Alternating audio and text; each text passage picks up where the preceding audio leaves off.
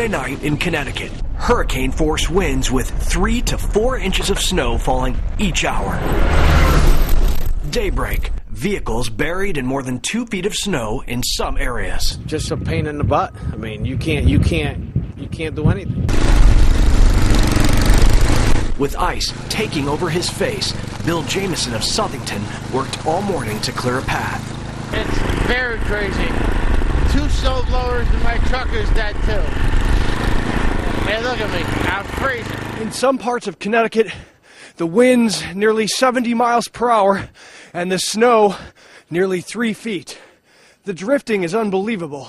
Many cars cannot get out of the parking lots or interstates. You can see right now I'm surrounded by a drift, and this is at a local hotel. Underneath the snow, a sheet of ice, so many residents are using snowmobiles to get around. On the interstates and side roads, many vehicles sit, iced over with dead batteries. Some plows came by and they cleared up some of the area. Chris GASIROWSKI was stranded Friday night with 20 other vehicles. It was an unbelievable act. People banded together, got everyone out. Nobody was left behind. No one, not even a single of the other 20 vehicles that were stuck on the highway.